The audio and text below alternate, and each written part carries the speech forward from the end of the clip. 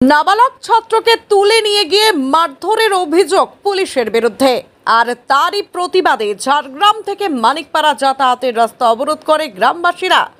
অবরোধের ফলে যানবাহন চলাচল ব্যাহত হয়। ওই রাস্তার উপর দিয়ে যাতায়াতকারীরা পড়েন দুর্ভোগে, মাঝপথে আটকে পড়ে তারা। গ্রামবাসীদের অভিযোগ, মানিকপাড়া এলাকার রাসুসা গ্রামের বাসিন্দা দশম শ্রেণীর এক ছাত্রকে বাড়ি থেকে তুলে নিয়ে যায় মানিকপাড়া ফাঁড়ির পুলিশ। সারাদিন আটকে রেখে মারধর করে বিকেলে ছাড়া হয় বলে অভিযোগ। বাড়ি ফিরে ছাত্রটি হাঁটতে না পারলে তাকে চিকিৎসার জন্য মানিকপাড়া হাসপাতালে নিয়ে যাওয়া হয়। পরিবারের অভিযোগ, ফাঁড়িতে নিয়ে গিয়ে অত্যাচারের ফলে ওই ছাত্র ঠিকভাবে হাঁটাচলা করতে পারছে না।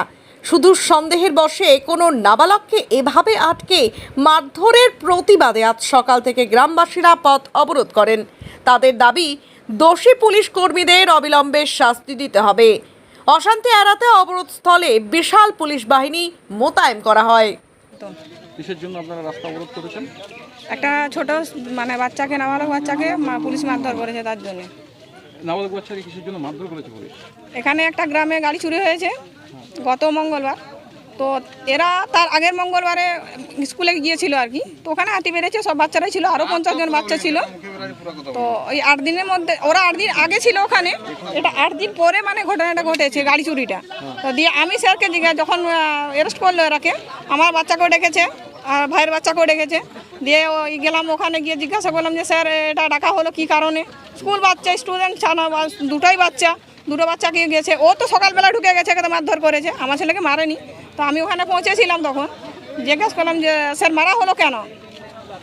ওরা কিছুই বলেনি। তখন আবার ধরে আনলো, মানে আনা হলো কেন, কোন কারণে সেটা বলছে স্যার আপনাকে যদি বলে দিত আপনি তো ওখানে গিয়ে আবার মারধর ঝগড়াঝাটি করবে। আমরা বলবো না ম্যাডাম। তা কী কারণে ডেকেছিল, কী কারণে বাচ্চাদেরকে ডাকলো? স্কুল বাচ্চা, কি আমাদের জানার তো অধিকার আছে, ফুল অধিকার। আমি একজন মা, আমার কি অধিকার নেই যে বাচ্চাকে কেন ডেকেছে? কোনো কেস কি দিয়েছিল? না, কেস কোনো দেয়নি, সেটা তো বলতে পারবো না। আমাদেরকে তো আটকে রাখা হয়েছিল বাচ্চাকে। হ্যাঁ, এই বাচ্চাটাকে আমাদের 4টা থেকে 4টা, 4:30, 5টার সময় নিয়ে এসছে। আর আমারটাকে 1 ঘন্টা মতো রেখেছিল, আমার সামনেই ছিল। হ্যাঁ, মারধর করেছে। আপনারা উচ্চপদস্থ কোনো আধিকারিককে জানিয়েছেন পুলিশে? এসপি বা ডিএম এর কাছে? হ্যাঁ, গ্রাম পঞ্চায়েতে জানিয়েছিলেন? হ্যাঁ। না, প্রশাসনের অন্য কাউকে জানিয়েছেন এই বিষয় নিয়ে? না, মানে তবে পুলিশে জমায়েত করছে।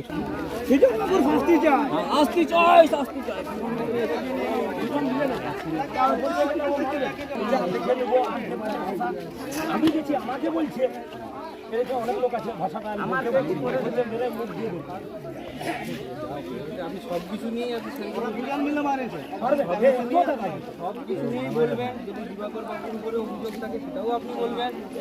অভিযোগ তো পুরাই দিবাকর বাবু বা আদার্স কোনো বাবু, এদের কোনো দোষ নেই। বলে কি বড় বাবুর একটা পাতা নাকি বলবে, এরা তোর মানে দাদাকে আসতে পারেনি বলেই বলছে, তাহলে